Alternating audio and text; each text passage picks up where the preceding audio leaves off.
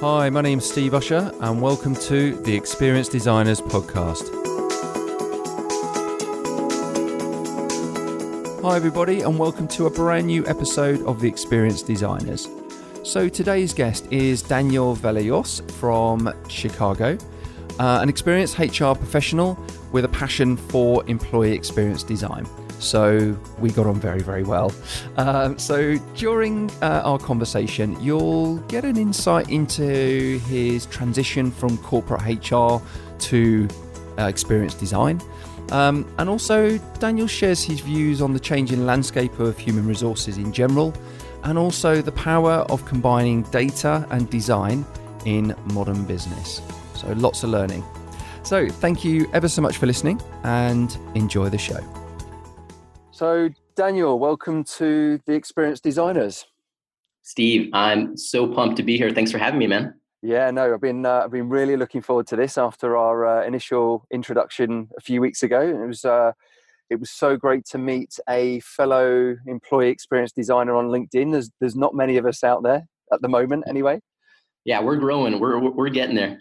Definitely, it's definitely a movement, and obviously very much a part of really the ethos of this podcast as well. So thank you for joining me and being part of this journey. So it's amazing. Of course. So for the audience, could you give me a little bit of an intro about yourself and just share a little bit more about your experience?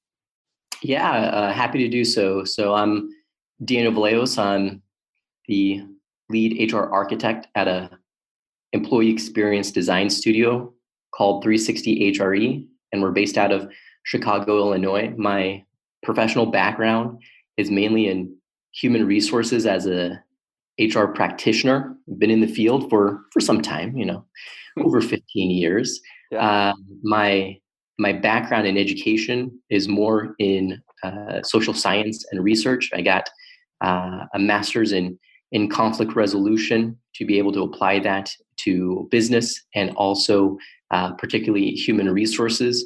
And really that's where I started to get the mindset of design, if you would, and understanding how to create solutions and create environments and products for people, and thinking about the individuals involved and not so much myself as the HR lead, but for our employees, our clients, our partners, our friends. Yeah, fantastic.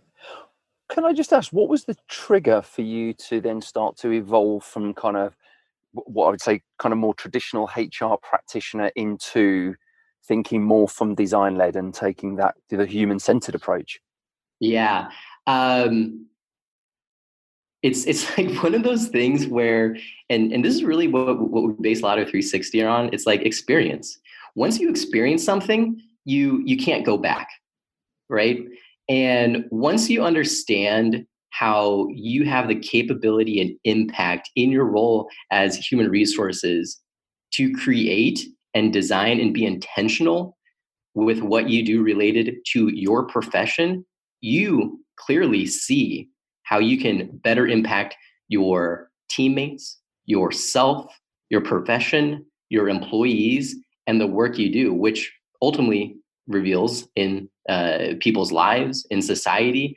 And so back in school, when we started looking at this, I didn't necessarily think of it in the lens of design because I was in conflict resolution. But I was fortunate enough that my father-in-law is a very well-established industrial designer, product designer, and so as we talked and such, his thoughts and the way he saw the world and how he created products really meshed well with what I wanted to do with my professional career. And so, once I saw the light, man, you can't go back. No, I totally agree. And having seen the light myself fairly recently, it's incredibly it's incredibly addictive actually, and it's and I think it's an interesting time because we seem certainly in HR. I mean, I read something. It was a glancing review of just I think from a HR tech perspective. I think it was like in the first quarter, it was like $1.6 billion invested in HR tech, which is like double from the year before in the same period, like for like. And I think, this strengthening and this kind of growth in the tech side that we're seeing, which I think is fantastic. I think more and more so the human-centered aspect is going to be, we're going to really have to champion and really take that lens on a much stronger view, I think, as we progress and as we evolve that function and business in general, for sure. Yeah, absolutely. And can we just like think about that a little bit more? Yeah. I think we read the same thing. In 2018, over $4 billion globally was invested by venture capitalists into HR technology. And if we look at that, the first thing we probably think about is like, oh man, I have so many available technologies to me right now. What's an extra $4 billion investment going to be like? But let's also think about it this way. When in the history of human resources was $4 billion invested in the tools and technology that we're going to be using? Yeah. Like, that is absolutely amazing. And that is, in fact, an investment in all of us and the capabilities we're going to be able to bring. So, man, like when I hear that, I'm like so pumped about the future of HR. Yeah, absolutely. And the workplace and the future of work and the impact that's going to have on people and their lives and inside of work as well as out. I think it's got a huge potential. I think the challenge is going to be around that balance. I think it's perhaps organizations ensuring they are designing experiences for people, but not being led exclusively by the technology. I think it will add significant value to some of the HR services and some of the automation, and perhaps consumerizing some of those experiences and aligning those to how we're used to kind of using some of the tech from a consumer point of view. But I think we've got to really keep that human, balance as well. Just keep that nature, keep the balance. That's all I say. Yeah, I mean, no one's asking us to take it out. No, definitely right? not. So, definitely not. No, it'll be it. Definitely not. So, and just out of interest, conflict resolution. Yeah. Tell me, just tell me a little bit about that. What's it? Because I guess it comes in extremely. It's extremely handy in HR because you're dealing with people. Yeah. So, tell me a little bit about that. What learnings and perhaps how you perhaps still apply that even today. It was brilliant. So before going to grad school at Columbia University, I was in Washington, D.C., and I worked for a USAID agency contractor. So they did international development, and we would open offices abroad.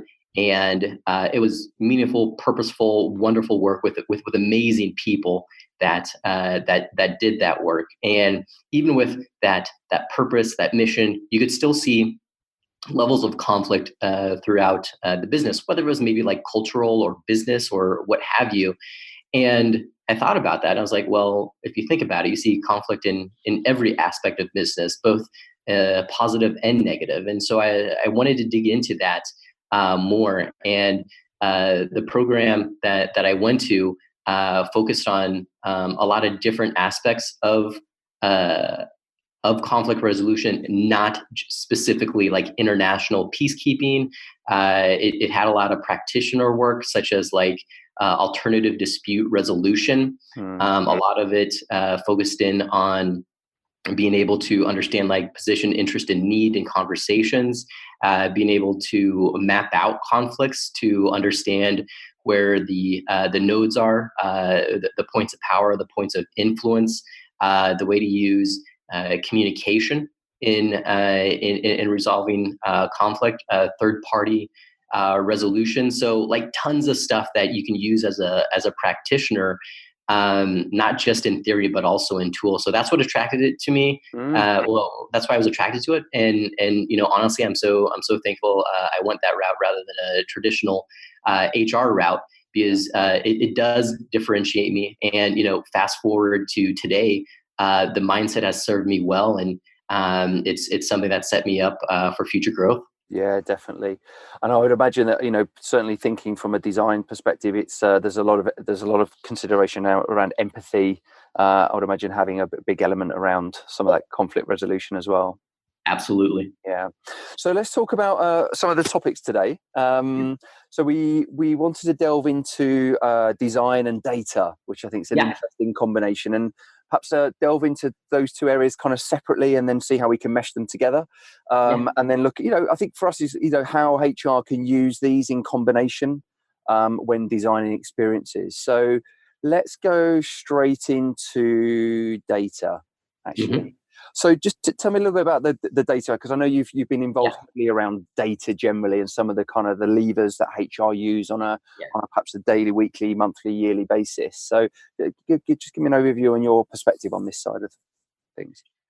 Yeah. So as we know, HR is in the perfect position to be able to lead with data. So we already have a lot of operational data that we use. We have our HRIS systems, our accounting systems that provide us the demographics, the numbers. That's something we've had for forever, and we're able to use that information to be able to predict or have metrics such as like turnover and others, whether good or not. But we have that, and so we're comfortable with it. Mm. What we're getting into a lot more is more of like the experience data. By now, if you haven't done something with surveys, like everyone has, right? And so being able to collect sentiment, the feelings, the experiences people have had with your systems, with your employees, with your HR practices. The future we very much see is the combination of those. It's not that we have operational data, but it's that you have a combination of experience data and operational data that will lead you to make decisions. So fundamentally, that's the direction we're going and we're trying to influence. Totally agree, and that's something which I saw at one of the Qualtrics events, which they ran here in Stockholm last year, and they were saying that what they're seeing in terms of trends, particularly at kind of boards, C-suite level, is in the future there kind of be sales, operational cost, and EX as a kind of top line. So that's kind of where they see that kind of sitting on a level, looking at kind of what the experience is from a customer perspective. So I definitely see X as I always kind of lead to as probably one of the areas that is leading in this area, and then kind of the HREX aspect kind of tends to lean in after. What would you say in terms of how where HR generally are using data currently, or is there an Mhm. evolution around in data interpretation and how that then is translated into operational speak or language or HR language or competence to support that? Yeah. That Yeah, because I that's think interesting. that's there's quite an interest in that right now, certainly. Yeah, that is interesting. And to your point, the idea of like the Qualtrics and they got purchased by SAP, and so the idea of experience management. I like to say that the future is among us. It's just not evenly distributed. And when I see that merger, like that's exactly what I think about. Like in a year, everyone is going to be talking about experience management, including employee experience management. And so Yes. that combination of that data is important. And again, while we've done a nice job of being able to do like turnover and such, we're going to be expected to create change by merging the experience and the operational data. And so the way we look at it is a couple things. It's nice to have your main metrics, your key metrics. What are you measuring yourself on for success? A lot of people think of that as like our turnover rate, our happiness scores, our engagement rate, whatever it may mean to you, and that's great. But what we like to look at is more of the behaviors that lead into that score, and kind of just like an everyday example. I could want to lose 10 pounds before summer gets here, right? That's a great ultimate key metric and goal, losing 10 pounds. But what are the behaviors that I am doing to get to that goal? That's what I should be measuring and understanding. Am I sitting on the couch, or am I going to the gym? Am I eating a whole pizza, or am I eating a salad, right? Mm. Because if I just keep the eye on that 10 pounds, my behaviors are not going to lead me to that. And so when we look at companies, a lot of HR people right now are really interested in driving revenue, right? We want to be able to affect the bottom line. Okay, that's wonderful. How do you do that? How do you create revenue at your company? So let's start there, right? And as we break it down, like we get into the idea of, well, maybe our sales team is where we generate revenue. Okay, so let's look at the key factors that HR is responsible for that lead into maybe it's productivity, maybe it's efficiency, maybe it's turnover to these individuals in your sales team. And as we look at that, we can figure out, what behaviors is HR influencing so that your key metric along the line increases and ultimately revenue. So we like to look at the behaviors that go along into key metrics. Yes. And how, and in terms of supporting that, what kind of stakeholder involvement would there be across a typical organization? Where would you see that kind of, because I think with these things, it's always about, having the right people involved and having the right stakeholders. So how would that work? I mean, how is that normally? Yeah. When you start with yourself, right? Like, you're right. It's better to have leadership involved, whatever stakeholders are apparent to you. Maybe it's the customer, maybe it's that sales team, maybe it's the sales assistant or associate and everyone. But the reality is all of us are busy. All of us have our own goals to take care of. And, this is HR leading, right? So if you really want to do this, you're going to do this on your own, and you're going to start and you're going to bring the value to the stakeholders. So there's nothing stopping us from having conversations with the sales leads or having conversations with the new hires of the sales team over the last 6 months, right? We do that already. That's part of the experience data.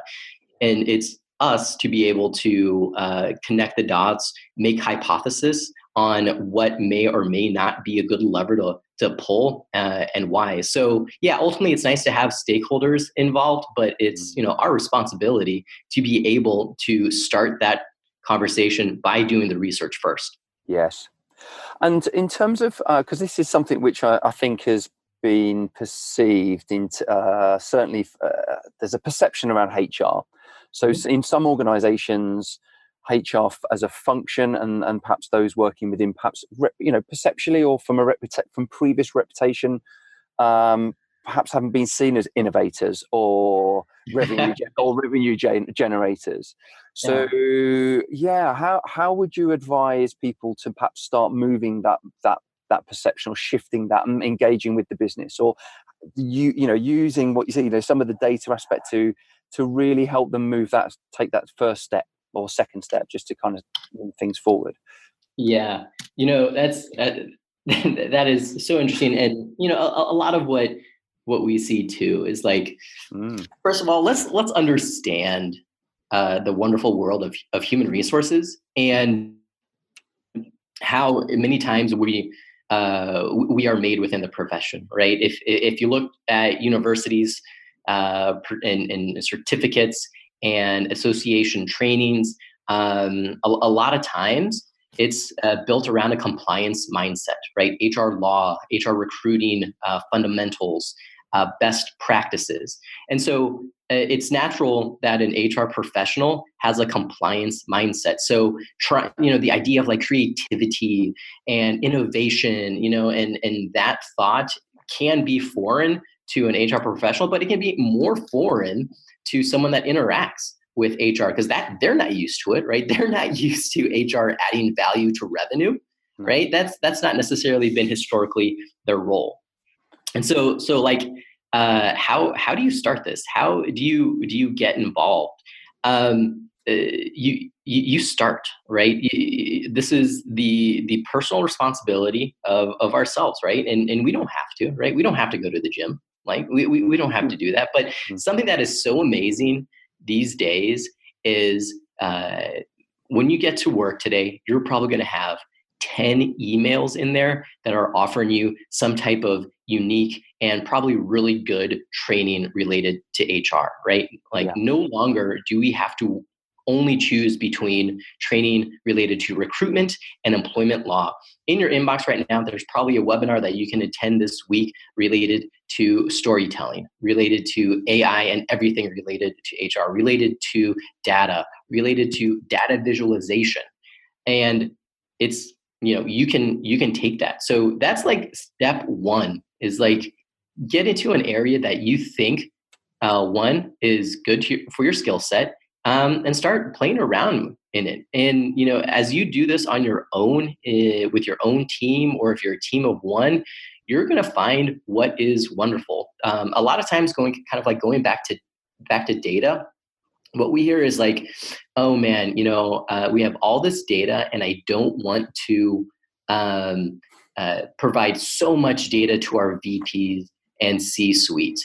And that's not the way to think about it, right? Yeah. The way to think about it is, how are you providing the right information? Like, those people are smart, right? Like, they got there for a reason.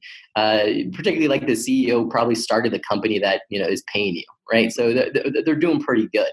Mm-hmm. It's about providing the right information that they need, all in one setting. Like, the worst thing you can do is provide a report to like a CEO and them ask you for more information or the data that supports this, right? But that takes understanding and time, and maybe you're not there yet, and that's okay.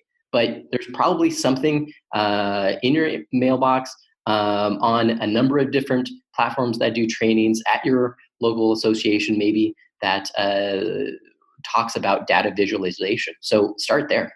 Yeah, I agree.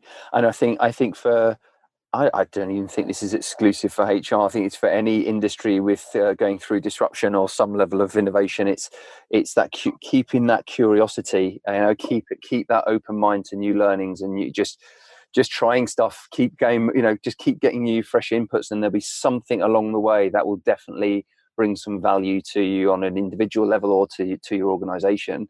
And I'd also maybe perhaps, let me know your thoughts on this. I mean, I think also, I used the term last week in a workshop, but it's something from a very old colleague from many years ago, but it was kind of taking pigeon steps. So these kind of small steps that are really small, but over time then can make a significant difference.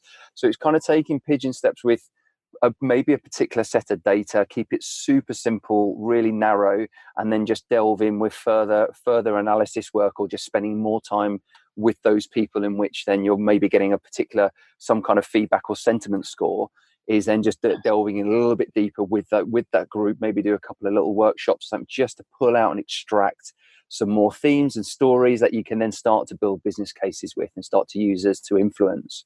Absolutely. Yeah, absolutely. Yeah. The pigeon steps. I love it. And here's the thing, right? Like, set yourself up for a win, right? Set yourself up for little wins. Like, that's what you can do. And your point of like, having these pigeon steps, it's, you can test out data on the sales manager that you have the best relationship with, and get their input before going to the VP. Like, I totally agree with that. Yeah. And just in terms of, where do you see, I know we kind of talked about the data sets changing, and we're going to, but where do you see how do you see data generally evolving for organizations? Just as a very broad topic, I know, but just any thoughts around any trends or anything that you see kind of coming over perhaps this year and next year? Any particular areas that you see popping up? Yeah, great question. A couple things. The idea of experience management. I mean, that's just that idea. Like, I'm sure your listeners and people that you interact with, like, get it. But everyone else that may or may not understand this term, or may think that employee experience is a fad. Like, this is going to be front and center, and whatever data that's related to it and whatever best practices come out of it are going to be important.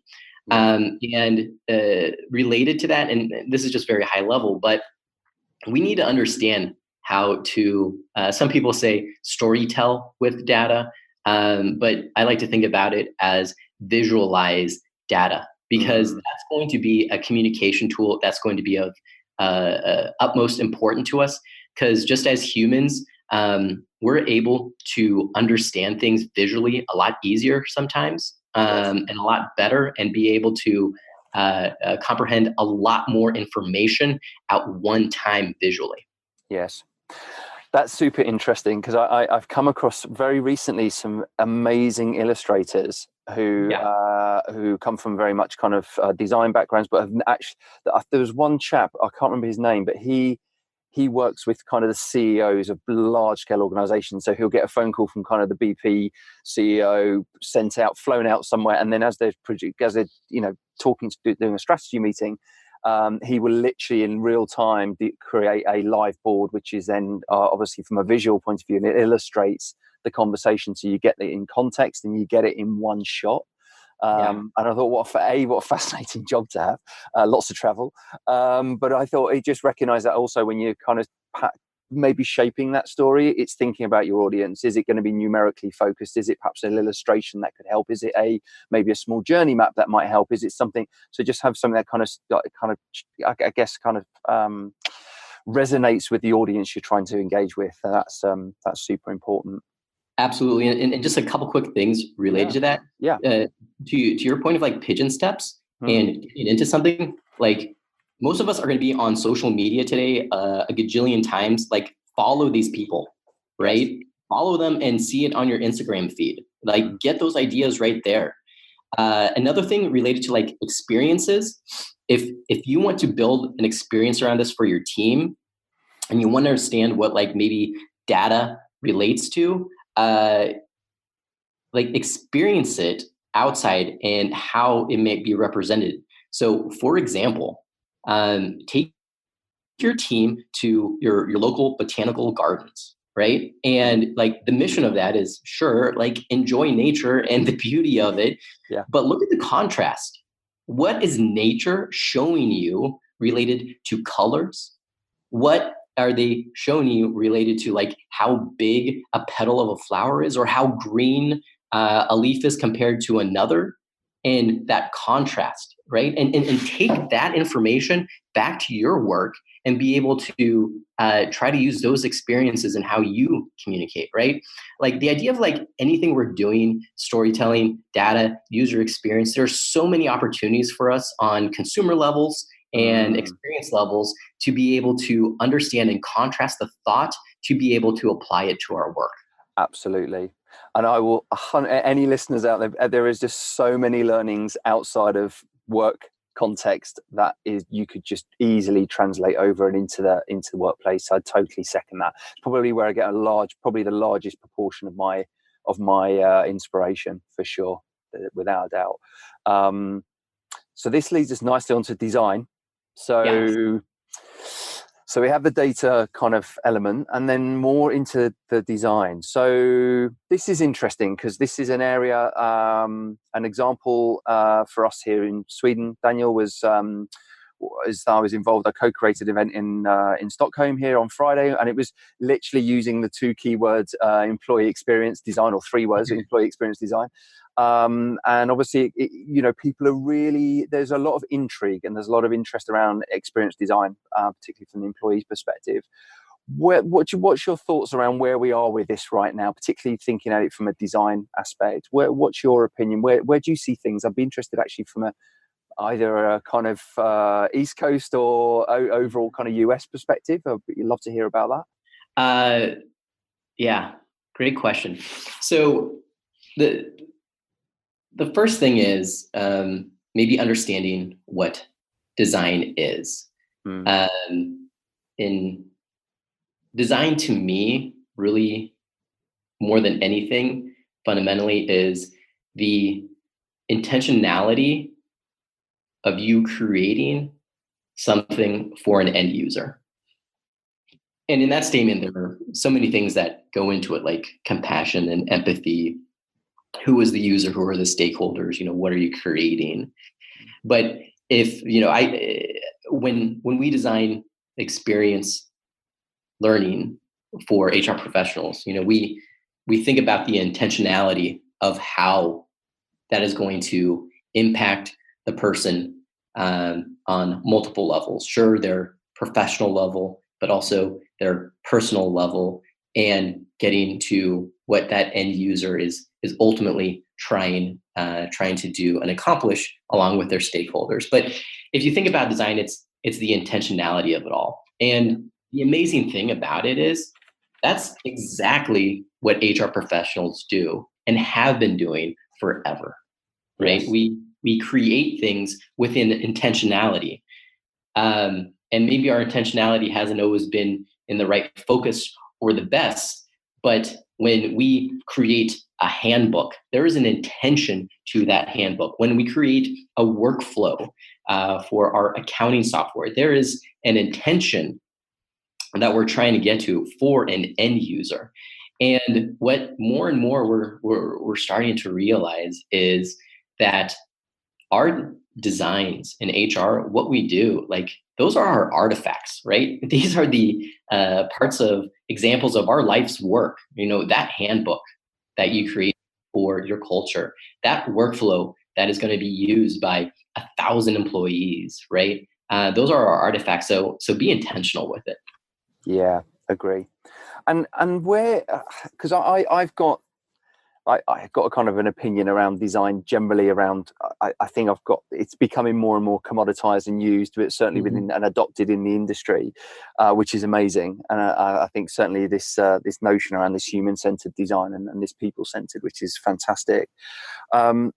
What would you advise to people who are, again, just early on in that adoption? So are hearing the some of the buzzwords that are flying around experience design or design thinking, design sprints, all of these aspects. Is there any what's been your kind of exposure to that or viewpoint? Yeah, you're right. There's a lot of it out there, and that is absolutely wonderful. And one thing to understand too is like designing is hard, right? Designing is like really hard. And sure, there are a lot of resources out there, particularly if you like get some type of like technology or consultants. They'll help you out. But it's like a skill, and it's with anything. You have to practice it. You have to want to do it. You may not be a runner today, but if you want to, 3 months from now, you're going to be a runner, right? If you want to be intentional with design principles, mental models, then you're going to start. Like there is no shortage of opportunities to get involved in employee experience design, design thinking, design principles, anything related to that. So, I mean, to start with yourself. If you're really interested in it, start reading up on it, start doing it. Yeah, agree.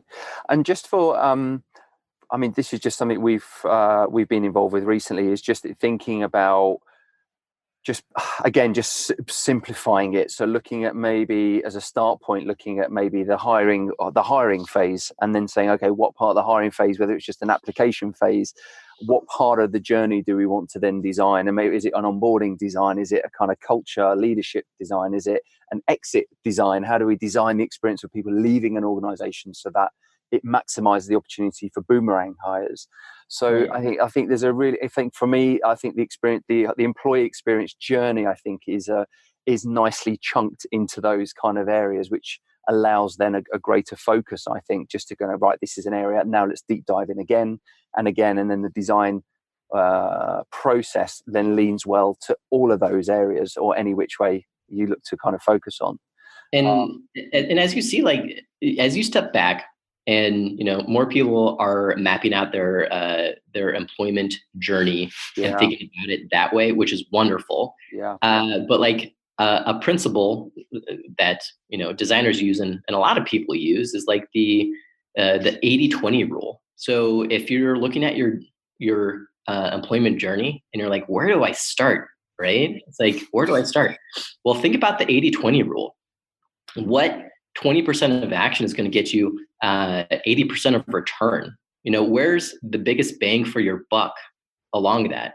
And honestly, that's going to be a really good conversation for you and your team to have, because you're going to have different thoughts. Yes. Just thinking about where to start, right? Another way, maybe to understand this too, it's like, everyone wants to add a bot to something today. It's kind of like AI, right? Well, it is AI. Everyone wants to add a bot to this, and we get companies to help us map out what that conversation is going to look like.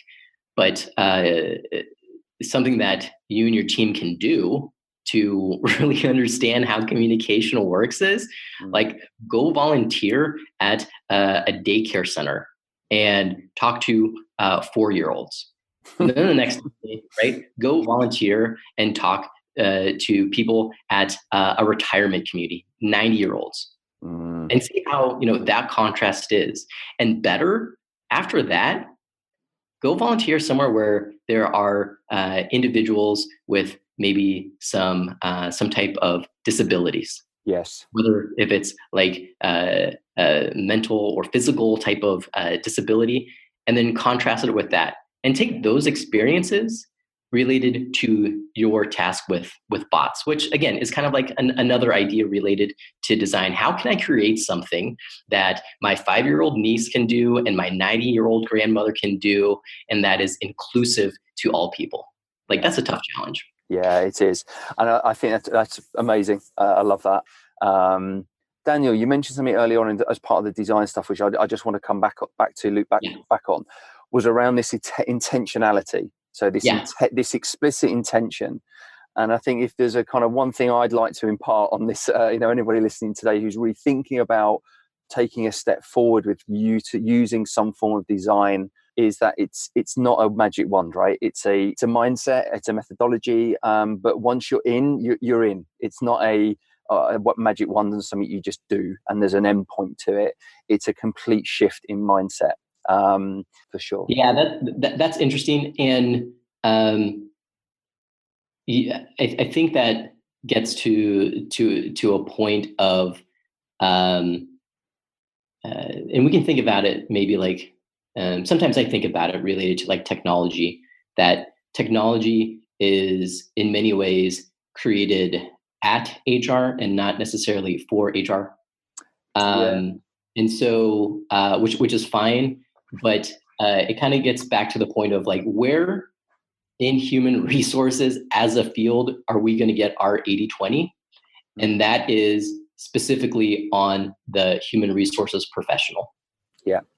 Because no matter what technology you bring on, the maximum value you're going to get out of that technology is the skill level of that HR professional. Yes. And if that HR professional has never experienced an amazing work experience, how do you expect them to be able to provide that to your staff? Absolutely. That's a challenge. That's a real challenge. I think maybe some of the methods in design thinking might assist in some of that and move that needle. But I do agree. That's a huge challenge. How do we break that cycle? Because ultimately there are some places that really suck right now to work. So it's and there seems, if you read some of the reports and some of the engagement reports out there, that it's not reading particularly well right now. So no, that's super interesting. But as we get more and more transparent, that is going to be more and more obvious to candidates, to society, to people. So that's gonna work itself out when we start talking about experience management. Like, that's exactly it. Yeah. If your experience that you're advertising in recruitment doesn't match what your experience is on your first day, first month, first year, that gap is called turnover, right? Yeah. And transparency is going to be more key. So we're going to have to be more transparent with our work experiences. Yes.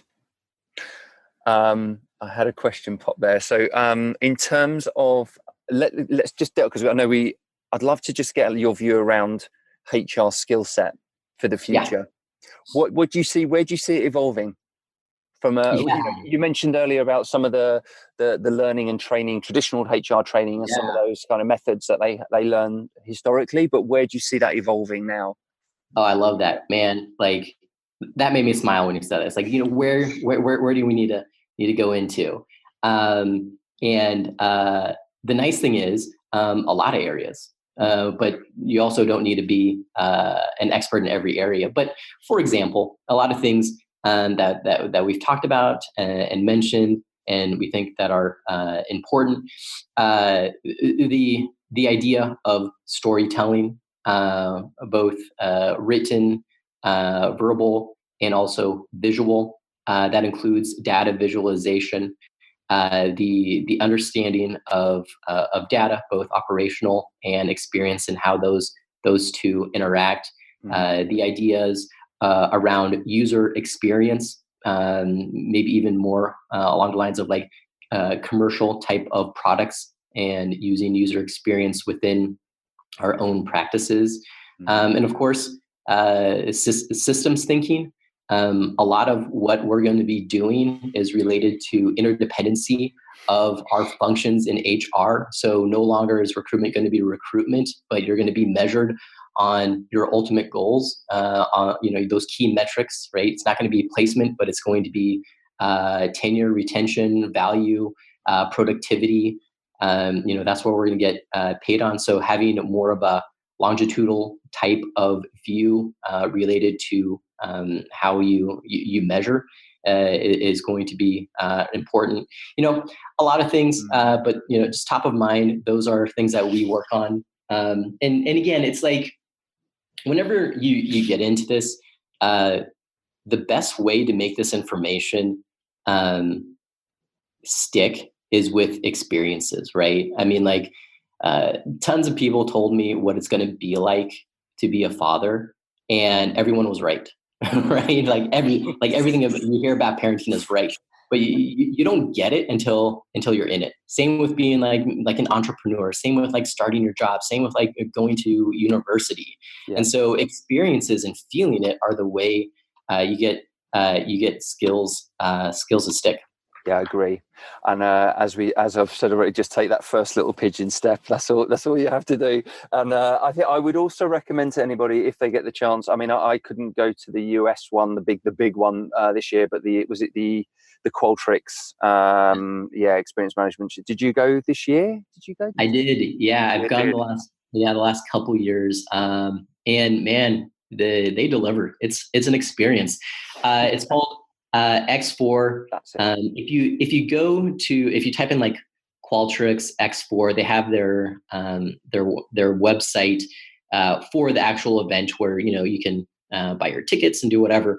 But they normally have videos there too, of keynotes, of other past videos of keynotes from the past, and like just like watch those. If you want to understand what the future of experience management is going to look like, listen to the keynote between Ryan Smith and Bill McDermott. Ryan Smith is the CEO of Qualtrics. Bill McDermott is the CEO of SAP. Like, if you want to hear two people talk about the future, like, listen to that. Fantastic. And then any other any recommendations for a book or any books that you'd share around experience that you think would be valuable? Oh man, that's a great question. I mean, like, I love to think about it this way. We're living in the information age. Yeah. But we're also in the experience economy. Yeah. Right. So information and experiences, like that's where it's all at. And a book I'm really into right now. It's called The Power of Moments. It's by the Heath brothers, Dan Heath. Dan Heath, he's been making some of the rounds, I think, on the podcast. So if you type his name in, you'll hear about that. The Power of Moments. And I think this is absolutely wonderful, particularly when you're looking at your employment journey and trying to think about the individual moments. We always hear like the moments that matter, but it gives us practitioners like almost a methodology to be able to understand how to elevate moments, and particularly moments of transition. So, for example, a lot of us start a job and we have multiple transitions. One of them is, how do you transition from that orientation period into whatever is after an orientation period, right? There's this moment, and how do you highlight that? Yes. How can you use that as an opportunity? And there's different points that he brings up on that. But I think that is, again, something that HR can bring as a value to your culture. So power moments. Love it. So Daniel, thank you so much for joining. That comes to the end of our pod today. So it was gone so quick, but I know we covered a lot. So but thank you so much. I really, honestly, an absolute honor to have you on the show. And it's so great to just so great to obviously take another perspective on the world of HR and experience design. So thank you so much.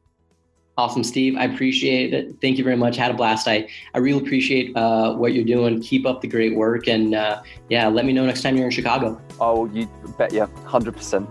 Thanks ever so much. All right. Thank you. Cheers, Daniel. Take care. And there you have it. Another episode of The Experienced Designers. Thank you so much to my guest, Daniel. Absolute pleasure to meet you.